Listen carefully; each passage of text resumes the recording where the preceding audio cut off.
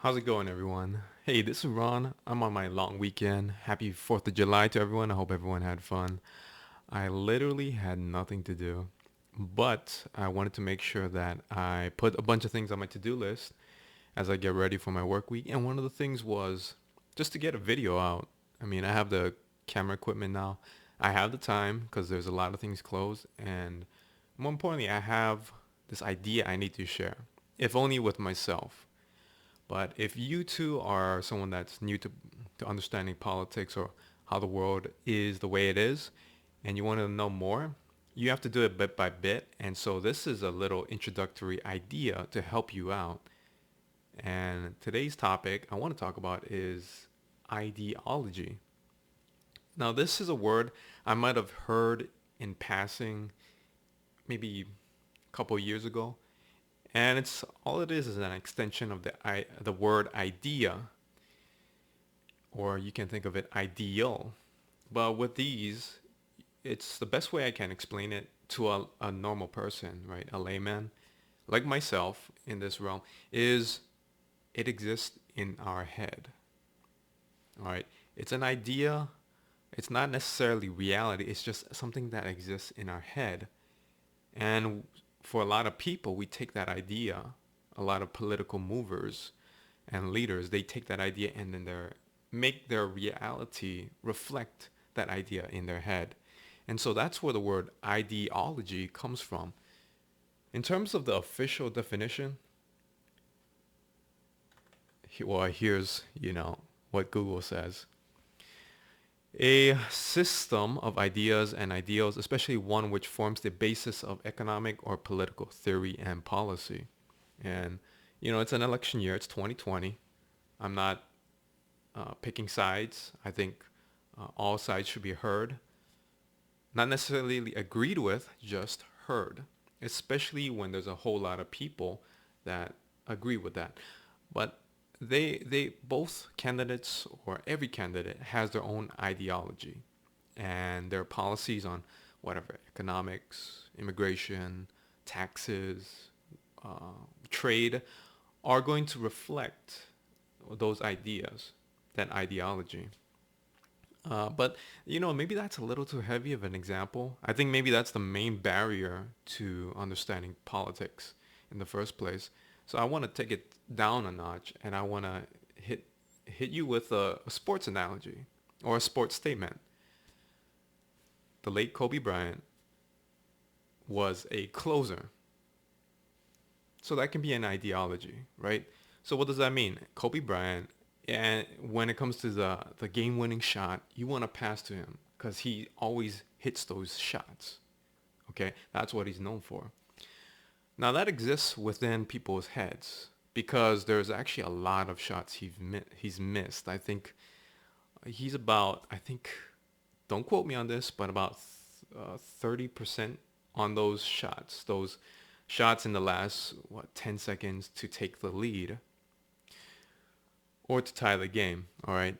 So that's being a closer. But in actuality, he's not always like that. But if that's your ideology, if that's your view of the world, yeah, you'll always see those views of him. Anytime you hear like he's not a closer, you'll disagree. And that's the power of ideology. Now, moving on to how this affects politics and news in the world and all that, it's because, well, a big part of how we have such large groups and people with ideas or conflicts is because of conflicting ideologies. And one thing that needs to be said is that with ideology, it's not always reflective of the actual world. I already mentioned that because ideologies exist in your mind. But there can be conflicts with the actual world. And let's say, for example, one I think is interesting is everyone deserves to be paid a living wage, or everyone deserves a home. Everyone that works full time deserves to not struggle. All right, that's fine. And I think a lot of folks will want laws passed that will enact that. But at the same time, we also have to acknowledge there's a reality that exists beyond that ideology. And the reality is our population is growing. There's a disproportionate amount of wealth.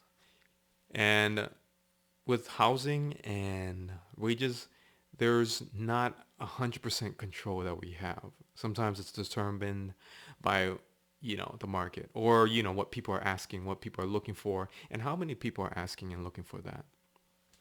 So let me throw out a hyperbole, an exaggeration, because when it comes to complex ideas, I think exaggeration really highlights these ideas.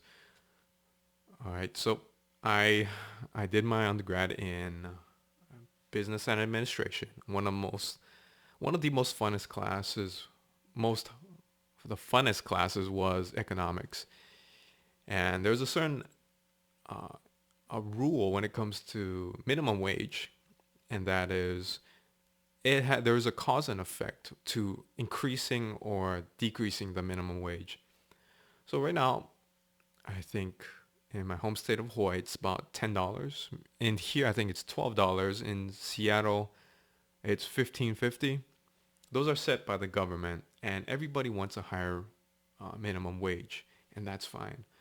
By the way, when I had my second job, it was about actually my first job. I think it was 525, 575. So it keeps growing. But let's say, for example, we want to work with that ideology that everyone deserves a living wage, and we change that minimum wage to, let's say, $100. Okay, I'm not doing it incrementally. I want to throw it to the extreme and talk more about it. Okay. Now, the first thing that happens is anybody that's working minimum wage is going to be happy. They're going to be overjoyed. So minimum wage jobs might be clerks at grocery stores, fast food, which I've done before. So I want to let you know I'm not criticizing anybody because I've been there. Maybe a janitor, which I've also done. Let's see, might be working at maybe Macy's or retail. What else? Food trucks. And if you're a waiter or something, busboy, that's a whole different story because it's not even minimum wage. Another story, right? So when we look at that increase from, say, $12 to $100, it looks good at first. But we need to also consider who's paying that $100. It's not the government that pays it. It's the employer. So let's say you're the KFC. All right, you're the owner of the KFC. That's where I used to work. And now every person you have on staff, you used to pay them $12 an hour. Now you're paying them $100 an hour. That's about a 9-time increase? Maybe 8-time increase, around there. And what did it do for your revenue? So you're paying about 9 times more for labor, but are you getting about 9 times more in terms of income or revenue to offset that? Unlikely. It's possible that as people get more and more money, they will spend more at KFC, but can we say it's going to offset 100%? No, we can't, because we don't know what people are going to use their money on. And so what does that mean for them? It means now suddenly they're deeper in the hole as a business. And when you're deeper in the hole, or it just costs more to do labor, you have a couple of choices, right? The first is you just eat it, which is fine if you're profitable. But if you are already in the red, if you're already losing money, now you're going to be losing more money. Now you're going to consider, should I close shop? The second one is, well, it's a common problem. Automation. These people, these laborers, they cost a lot. Now it's going to be $100 an hour.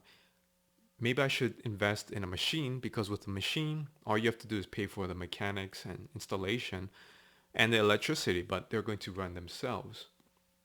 And so that's a concern as well. And so if they go with the machines, all that means is they're going to lay off people in order to make the numbers match and work.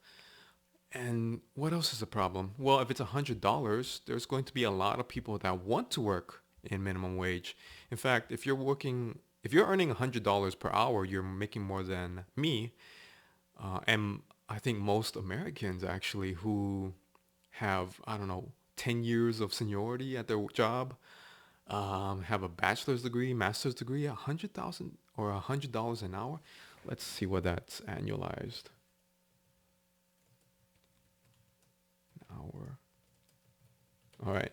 So $100 an hour, that would mean 208,000 per year. You're earning more than most people. You're earning more than most dual income families that raise kids.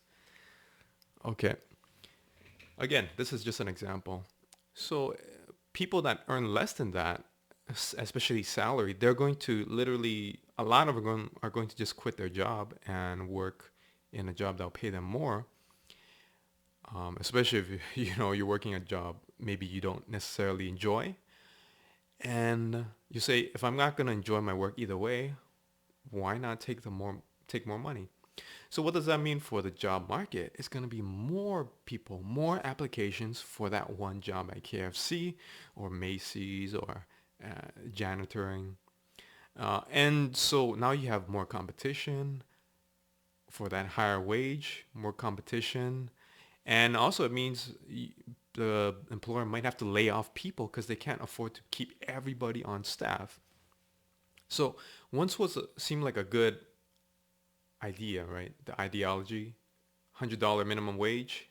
Everybody deserves a living wage, so we'll make it $100 minimum. Now we have all these issues with unemployment because literally it cannot be afforded given the current economics of the situation.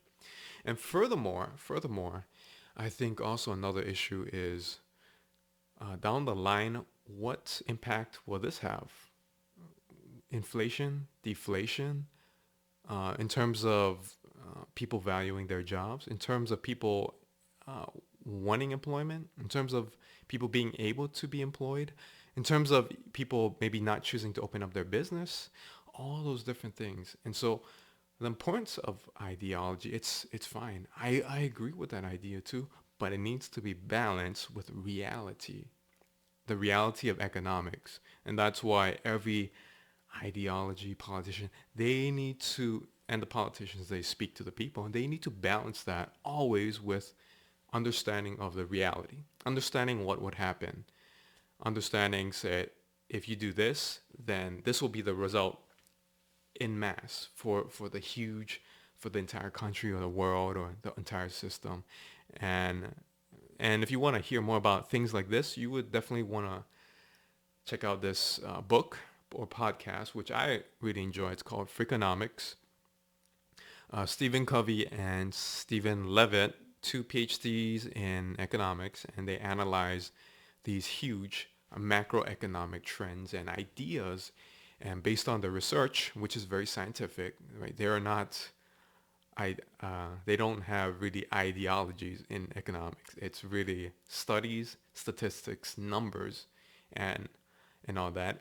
And you can see an insight into all these things, including minimum wage, including what happens if everybody doesn't pay rent, including one of the fun ones was why drug dealers still live at home with their moms, and all these different ideas. So definitely, if you want to explore that idea of economics and how it relates with ideology, that's one place to turn to. But never ever should you just take an ideology and just run with it. All right. There's a certain practicality that needs to be there no matter what your view, and you need to live amongst the people, or you need to do the studies, listen to the experts that understand the long-term effects of what policy you want to put in place.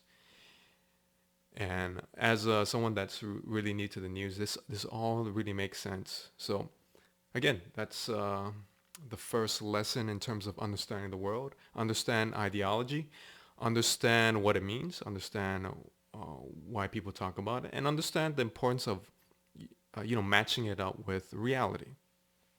Take care.